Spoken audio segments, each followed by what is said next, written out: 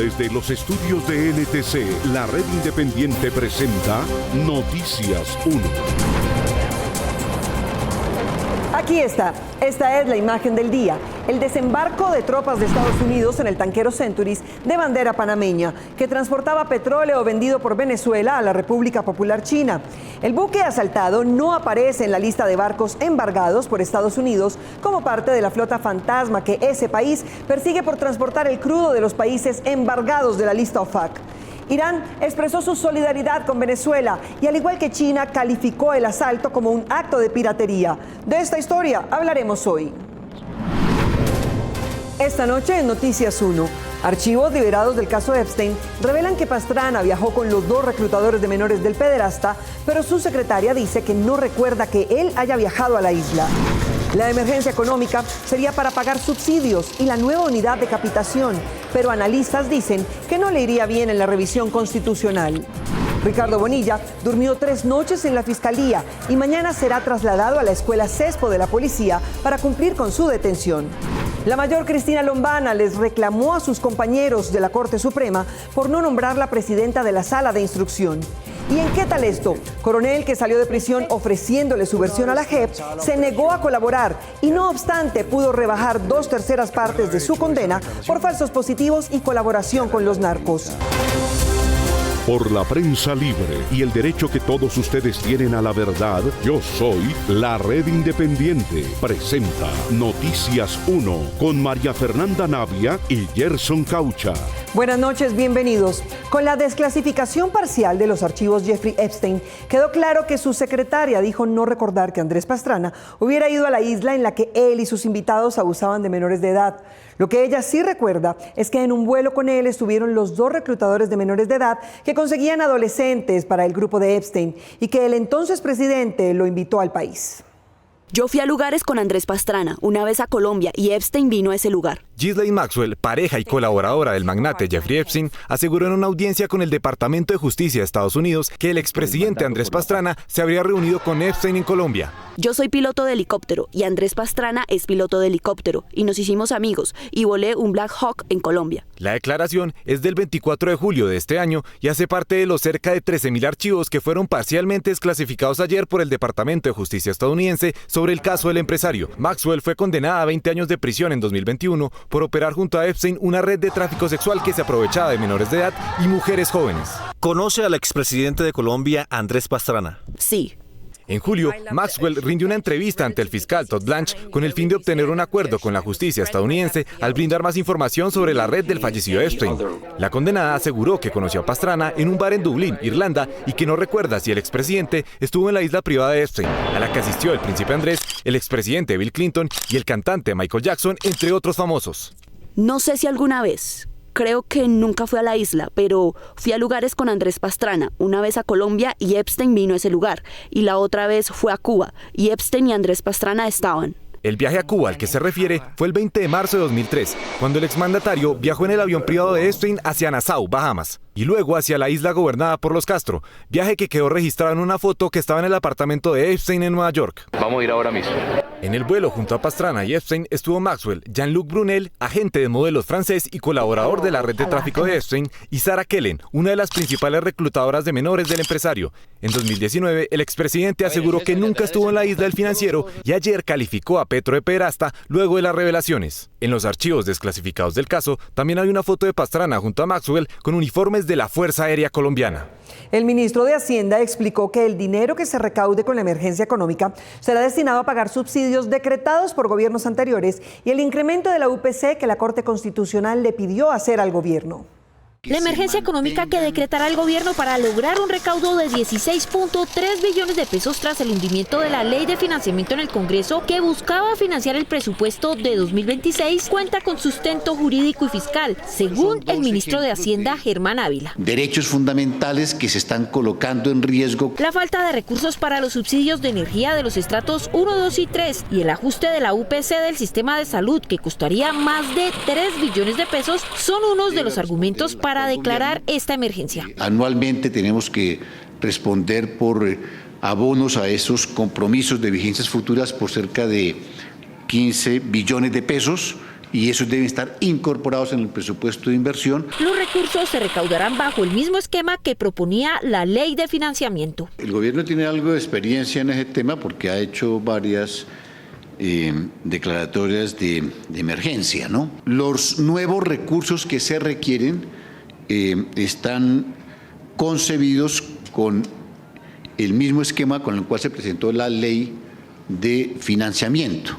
Es decir, son recursos tributarios que va a solicitar el gobierno, los mismos tributos que estaban propuestos en la ley de financiamiento. Sin embargo, el gobierno no está teniendo en cuenta el riesgo de que la Corte Constitucional pueda declarar inexequible esta medida. Por ahora no estamos en la expectativa de que haya que devolver recursos, sino al contrario, de financiar estas necesidades estructurales. Según el ministro del Interior, Armando Benedetti, el decreto de emergencia económica ya fue firmado. El decreto se firmó el día jueves por parte de los ministros, tuvo que haber sido radicado el día de ayer, y básicamente se hace con la estructura de ponerle impuestos a los mega ricos. La próxima semana se conocerán los decretos reglamentarios de esta emergencia económica.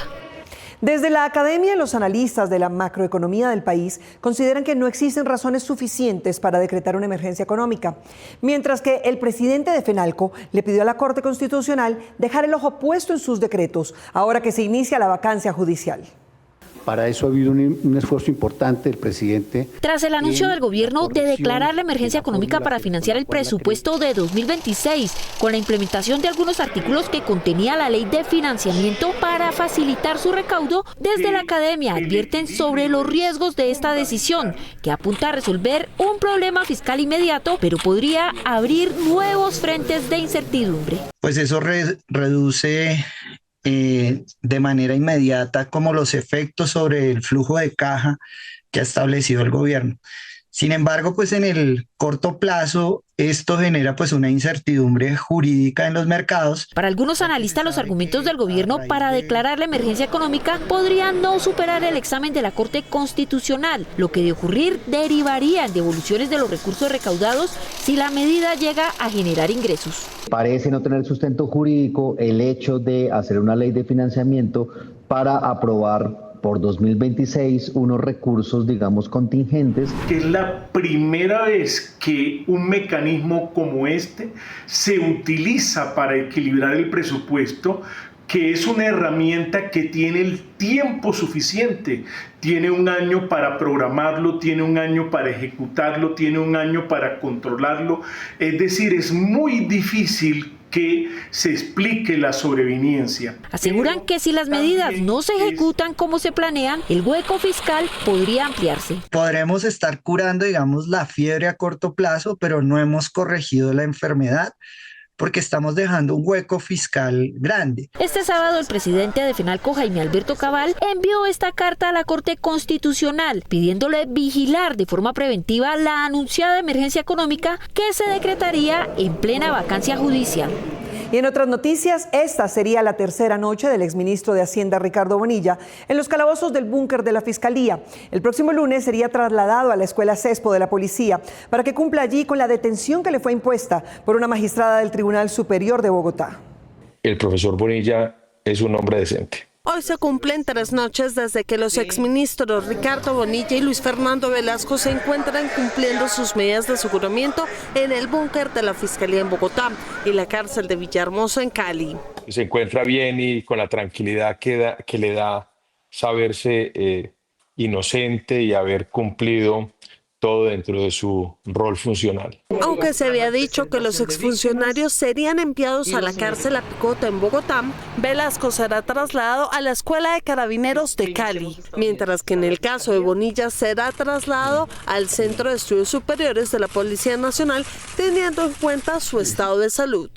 Y estoy en controles para que no se vuelva a presentar el episodio. Estuvo recientemente en una UCI, con una isquemia cerebral, e igualmente su condición de edad, su trayectoria absolutamente decente. Los exministros son señalados de direccionar contratos a los congresistas a cambio que estos apoyaran las reformas del gobierno. Sin embargo, Pava insiste que el ministro Bonilla no cometió irregularidades, mientras la indagatoria de los congresistas aún está pendiente en la Corte Suprema y uno de ellos, Juez Mansur, está en campaña al Senado. Los congresistas pueden por ley quinta buscar que impulsen los proyectos para sus regiones. Eso es lo que van a hacer ahorita en marzo y lo que están haciendo en campaña. El ministerio lo puede hacerle seguimiento naturalmente e impulsar esos proyectos regionales. Sí. Con la resolución de traslado, el IMPEC realizará la reseña y el examen médico de ingreso de los exministros. Mientras tanto, el tribunal analiza los argumentos de los exministros para pedir la detención domiciliaria.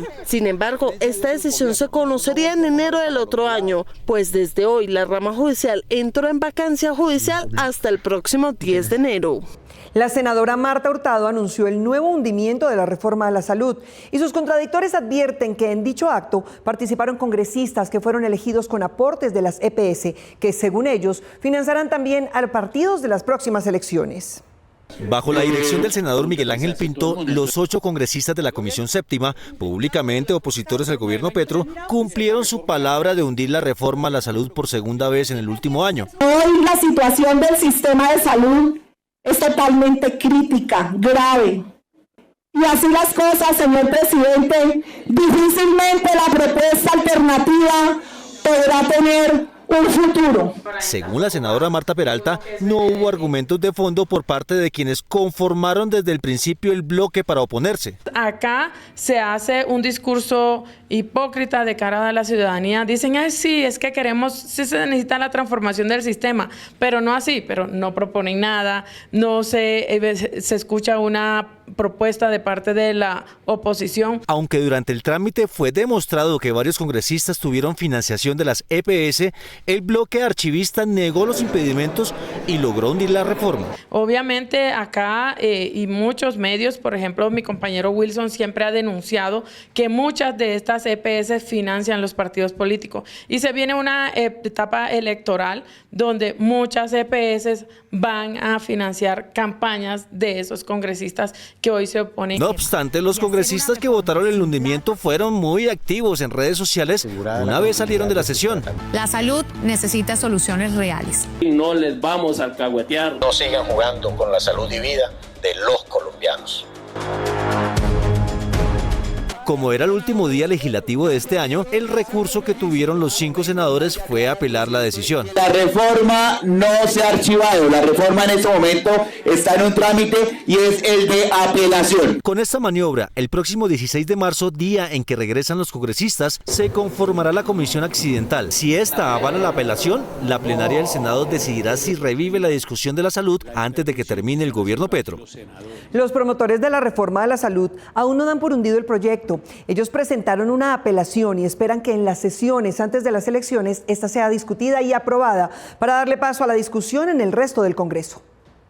Una vez se conoció el resultado que arrojó la ponencia de archivo, aprobada positivamente por las mayorías de la Comisión Séptima del Senado, el senador Fabián Díaz de la Alianza Verde presentó la apelación con la cual se busca que la plenaria del Senado reviva la discusión y dicha iniciativa sea discutida por una comisión diferente a la séptima. El estado real de la reforma a la salud es en apelación, ese es su estado legal actual. El camino que le queda a esta reforma, que ya fue archivada 2 veces, resulta incierto dado que el receso legislativo se extenderá en el Senado hasta el mes de febrero y se volverá en plena campaña a las elecciones legislativas de marzo.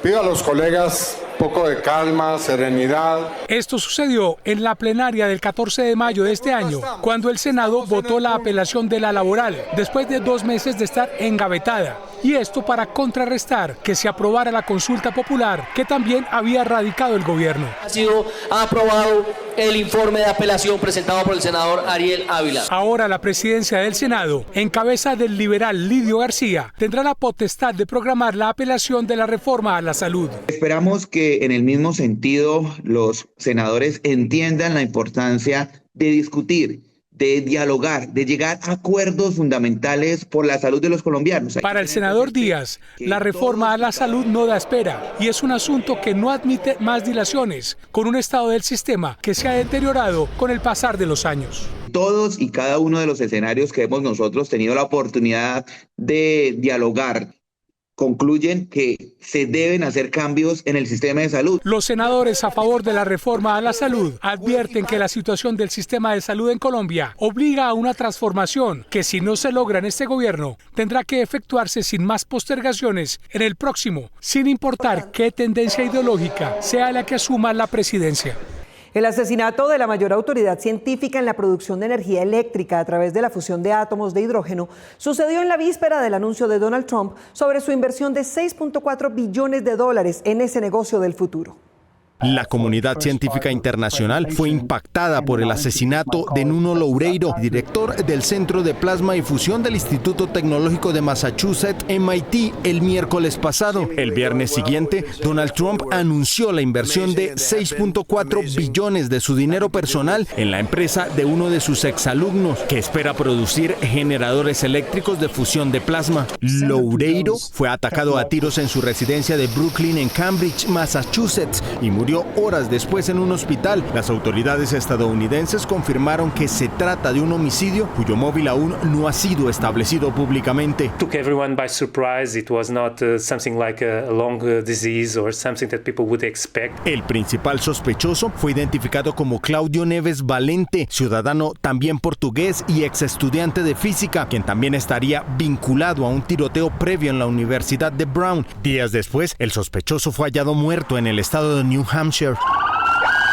Loureiro era una figura central en el campo de la física de plasmas y la energía de fusión, una tecnología que busca replicar en la Tierra el proceso de producción de energía del Sol y las estrellas. Robert Murgard, el CEO de la empresa de Trump, ya había suscrito un acuerdo para generar con su invento la energía que demanda la inteligencia artificial de Google, y en octubre pasado se reunió con el Departamento de Estado y de Energía para promover la regulación que le permita comercializar su invento. Así lamentó la muerte de su colega. Nuno era un físico perspicaz, un líder visionario, un mentor y sobre todo una gran persona. Aunque la ciencia aún no considera posible ni segura la generación de energía eléctrica con fusión de plasma, la empresa de Murgard, que nace de la investigación que dirigía Loureiro, dice estar recaudando fondos para salir de un prototipo que dice haber desarrollado, todavía no explicado en la literatura científica, para comercializar la energía limpia a partir de 2030.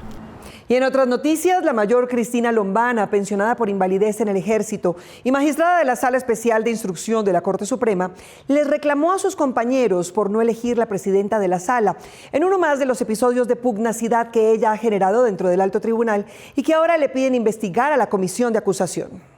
La Sala Especial de Instrucción pone en entredicho mi imparcialidad.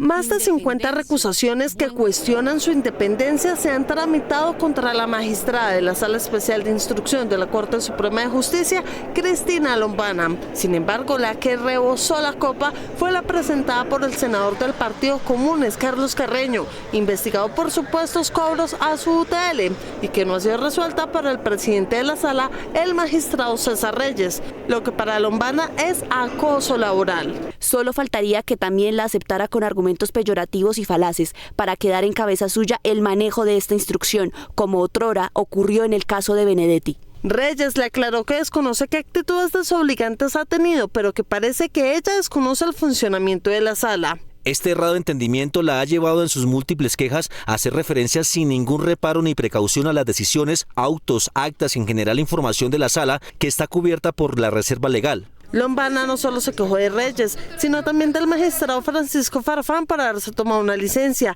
Se quejó por las filtraciones a la prensa desde su despacho, pero omitió mencionar que su equipo es investigado por esos hechos. Y además se quejó por no ser presidenta de la Sala. No se trata de un derecho que pueda exigirse por alguno de sus integrantes. Al contrario, configura un reconocimiento, una dignidad concedida a quien es percibido como merecedor por sus méritos, más que de un privilegio de una gran responsabilidad. Reyes explicó que Lombana exige buen trato, pero ella no lo da, que no tiene argumentos sólidos y que se la pasa quejándose de sus compañeros, pero es sobre ella en quien recaen los cuestionamientos. Por su acreditada pensión de invalidez por pérdida de la capacidad laboral de 100% otorgada por el Ministerio de Defensa Nacional. Ahora la Comisión de Acusación de la Cámara de Representantes deberá investigar estas presuntas irregularidades. Muchas gracias. Con 1.075 candidatos al Senado y 2.066 a la Cámara de Representantes, ya están consolidados los tarjetones con los que se elegirá al nuevo Congreso en marzo del año entrante. 3.144 aspirantes quedaron inscritos para las elecciones de Congreso del próximo año. Luego del vencimiento del periodo de modificaciones de candidaturas por renuncia o no aceptación, la registraduría presentó las listas oficiales para las elecciones legislativas del 8 de marzo. Al Senado se inscribieron más de 1.000 candidatos en 26 listas, 16 por la circunscripción nacional y 10 por la indígena, mientras que a la Cámara de Representantes se inscribieron 2.066 aspirantes en 498 listas. La registraduría envió las listas de candidatos al Consejo Nacional Electoral, a la Procuraduría y a la Contraloría, con el fin de que verifiquen si los candidatos cumplen con los requisitos legales para su postulación. Los ciudadanos también pueden consultar las listas inscritas en la página web de la entidad electoral. Lista Clinton fue la palabra más buscada por los colombianos en Google este año, lo que indican los indicadores. Google publicó su lista de las búsquedas más frecuentes de los usuarios de Colombia. En primer lugar, quedó la lista Clinton. En el segundo, fiebre amarilla. En el tercero, misógino. En el cuarto, consulta popular. Y en el quinto, ginefilia, que es la atracción o deseo sexual exacerbado por personas del género femenino. Esto indica que la política nos despista con sus palabras. Esto es lo que indican los indicadores. Las compras más frecuentes del comercio electrónico en esta temporada han sido los audífonos supresores de ruido y las consolas de videojuegos. Si quiere ahorrar, lo mejor es no pagarlos a crédito. La temporada navideña evidencia los hábitos de consumo de los colombianos que en cada diciembre recurren al comercio electrónico para adquirir regalos de manera rápida. En la primera quincena de diciembre, según Tienda Nube, la plataforma de comercio electrónico en Latinoamérica, las órdenes de compra crecieron un 43% respecto a la misma quincena de noviembre, con una compra promedio de 155,000 pesos por persona. Para evitar que esta temporada y las compras de última hora afecten su bolsillo, revise varias plataformas antes de comprar, ya que los precios pueden variar. Evite el financiamiento innecesario. Si usa tarjeta de crédito, pague el total en la siguiente factura para evitar intereses. Planificar el gasto y priorizar necesidades le permite aprovechar esta época sin afectar sus finanzas personales. Tropas de los Estados Unidos tomaron por asalto otro barco que había sido cargado con petróleo venezolano vendido a China. La nave no hacía parte de las embargadas de la flota fantasma que mueve petróleo de países embargados. La Guardia Costera de los Estados Unidos interceptó y embargó esta madrugada el segundo buque petrolero en 10 días cerca de aguas venezolanas, como parte del bloqueo a embarcaciones transportadoras del crudo que entren o salgan de Venezuela. El buque, que tiene bandera panameña, fue identificado con el nombre de Centuries. Pertenecería a una compañía china y no estaría entre los barcos petroleros sancionados por el gobierno Trump. Sin embargo, transportaba crudo venezolano hacia refinerías chinas. El presidente de Brasil, Luis Ignacio Lula, indicó que una acción militar de Estados Unidos en Venezuela impactaría a la humanidad. Una intervención armada. Una intervención armada en Venezuela sería una catástrofe humanitaria para el hemisferio y un peligroso precedente para el mundo. Como reacción a esta nueva acción de presión de Estados Unidos contra Maduro, el ministro de Relaciones Exteriores de Venezuela, Iván Gil, aseguró que la República Islámica de Irán le ofreció ayuda. Venezuela recibió una muestra plena de solidaridad del gobierno de la República Islámica de Irán, así como su ofrecimiento de cooperación en todos los ámbitos para enfrentar la piratería y el terrorismo internacional que Estados Unidos busca imponer mediante la fuerza militar. Nicolás Maduro ha insistido en que continuará enviando cerca de 700,000 barriles diarios de crudo a China como parte de sus compromisos con ese país. 4 mascotas perecieron en el municipio de La Estrella del área metropolitana de Medellín como consecuencia del incendio de ayer en la tarde que se originó en un depósito de pinturas. Un incendio de grandes proporciones se registró en el municipio de La Estrella, al sur del Valle de Aburrá, en la zona industrial del sector Sierra Morena. Las llamas se originaron en una bodega de pinturas, lo que generó una rápida propagación del fuego y una densa columna de humo visible desde varios municipios del área metropolitana. La emergencia, que fue reportada en horas de la tarde, obligó a la evacuación preventiva de varias viviendas cercanas, mientras las autoridades ordenaron el cierre temporal de una de las principales vías del sector. La emergencia la atendió el Cuerpo de Bomberos de La Estrella con apoyo de Cuerpo de Bomberos de Envigado, la Defensa Civil Colombiana, la Cruz Roja Colombiana y la Policía Nacional. Un dron captó, después de controlada la emergencia, la zona en donde se presentó la conflagración. Que deja un balance desafortunado de pérdidas materiales, un aproximado en este caso de 24 motocicletas incineradas, 2 vehículos, 6 viviendas afectadas con 6 familias damnificadas. Las autoridades confirmaron que un bombero resultó lesionado de manera leve durante la atención de la emergencia y que las causas del incendio son materia de investigación.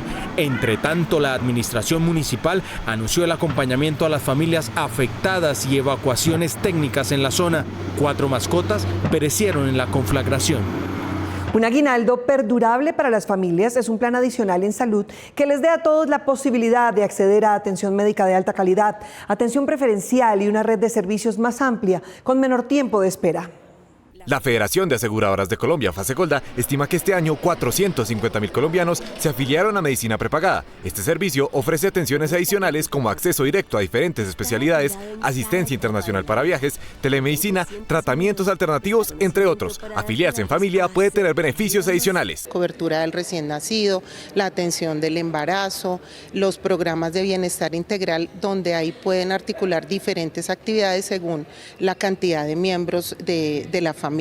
Tenga en cuenta el ciclo de vida en el que se encuentra cada uno de los miembros de su núcleo familiar al momento de afiliarse. ¿Qué necesidades en salud tienen? Si son niños, adolescentes, personas mayores, adultos jóvenes, y mirar que esos beneficios que ofrece esa medicina prepagada atiendan las necesidades en salud. Los operadores de salud pueden ofrecer tarifas diferenciales según el número de miembros. La red de atención, la red de clínicas, las coberturas, exclusiones, preexistencias y tiempos de carencia para el acceso a los diferentes servicios. De acuerdo con el estudio de Fasecolda, a la fecha 4.200.000 personas tienen un plan adicional de salud.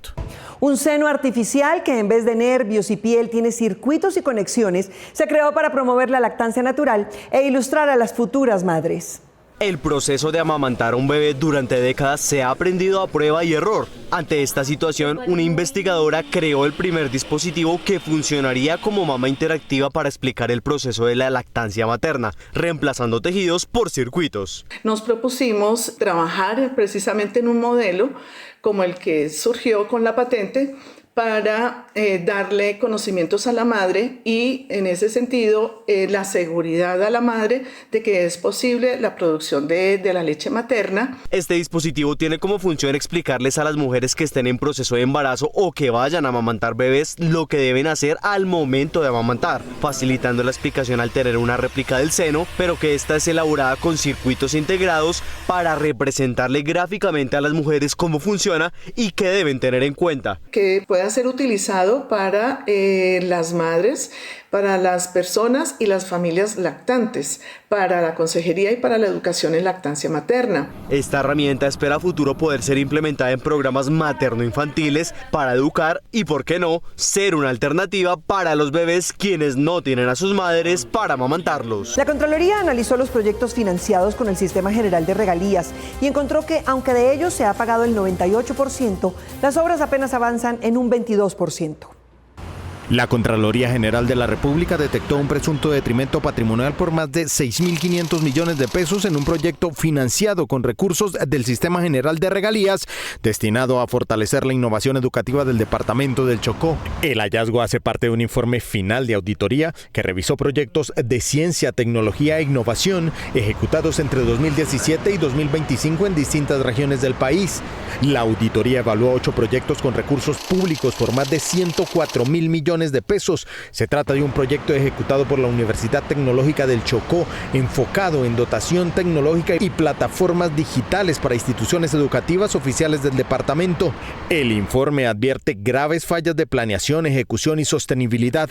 Este proyecto tenía un avance financiero del 98% y un avance físico solamente del 22%. Para la Contraloría, este tipo de situaciones evidencian fallas estructurales en planeación y ejecución de proyectos financiados con regalías, especialmente en sectores sensibles como la educación y en territorios con mayores necesidades sociales. En el caso de Chocó, el presunto detrimento asciende a más de 6.561 millones de pesos. Desde la Contraloría hacemos un llamado para que los recursos del Sistema General de Regalías se conviertan en un motor, en una transformación real de los municipios y no en proyectos que queden sin operación y sin cumplir con los objetivos para los cuales fueron concebidos. Tras este informe, el ente de control ordenó la formulación de un plan de mejoramiento y el traslado del caso a instancias correspondientes para establecer eventuales responsabilidades fiscales y disciplinarias. El coronel Publio Hernán Mejía patrullaba junto con narcoparamilitares de Jorge 40.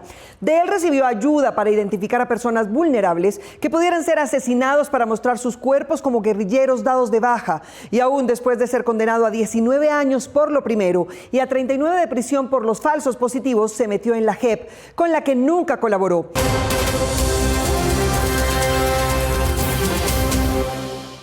La primera sentencia de la JEP en un juicio adversarial transicional dictada contra el coronel retirado Publio Hernán Mejía, más allá de ser histórica, llama la atención porque, aunque es la máxima pena que puede dictar este tribunal, es corta en comparación con las que ya le había dictado la justicia ordinaria.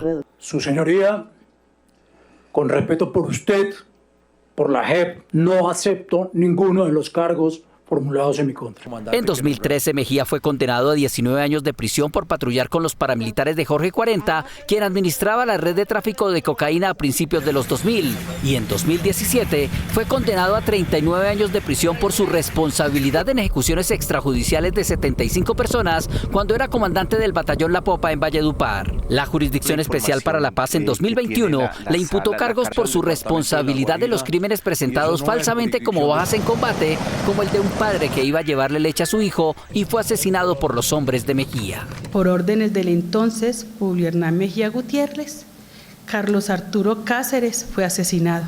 Durante las 13 audiencias a lo largo de 8 meses del juicio adversarial transicional contra el coronel Publio Hernán Mejía, excomandante del batallón La Popa por crímenes de guerra y de lesa humanidad, este negó su responsabilidad de los 75 crímenes que se le endilgan y que conllevó a la JEP a que lo sancionara a 20 años de cárcel. Dicha sanción se hará efectiva una vez esté ejecutoriada la decisión en los sitios de reclusión propios para los miembros de las fuerzas militares. Entre 2002 y 2004, mientras Mejía estuvo al frente de La Popa, aumentaron en la región la desaparición de campesinos y agricultores inocentes que después fueron señalados como guerrilleros, pese a que no existían pruebas en su contra, pero el coronel necesitaba darle resultados a la seguridad democrática. Durante la comandancia de Mejía Gutiérrez existió un ilegal aparato organizado de poder, integrado por algunos miembros de ese batallón, con el propósito de perpetrar asesinatos para luego ser reportados como bajas en combate. Algunas de sus víctimas celebraron la decisión, pero esperan que se conozca el nombre de quien dio la orden. Nos sentimos satisfechos, sentimos que hubo justicia, que hay justicia, de que limpiaron su nombre. Yesenia Flores es hermana de Albeiro Flores, asesinado en 2003 en Pueblo Bello, Cesar, luego de que los paramilitares que tenían alianza con Mejía los secuestraran mientras ellos cosechaban café, diciendo falsamente que eran miembros de la guerrilla para posteriormente entregárselos al coronel. Y sí, estaban recogiendo café. El 10 de agosto de 2003, los jóvenes Albeiro Flores Hernández y Edgar Beltrán Hurtado. Y mi hermano se fue a trabajar para llegar a festejar de mis 15 años. Llegó el día de mi quinceañero y mi hermano no llegó. Durante la lectura de la sentencia, la magistrada Reynere Jaramillo se refirió al caso del hermano de Yesenia. Mientras realizaban esa actividad, fueron retenidos por integrantes de las AUC y conducidos hacia el sector de las minas de Iracal, donde fueron asesinados. La magistratura ordenó al ejército que le retiren los reconocimientos y medallas a Mejía, el mismo que ofrecía a sus subalternos arroz chino por los falsos positivos. Nos vemos en las redes sociales y mañana domingo aquí en Noticias 1 a las 8 en punto, con las mejores noticias del fin de semana. A ustedes, gracias por elegir la independencia.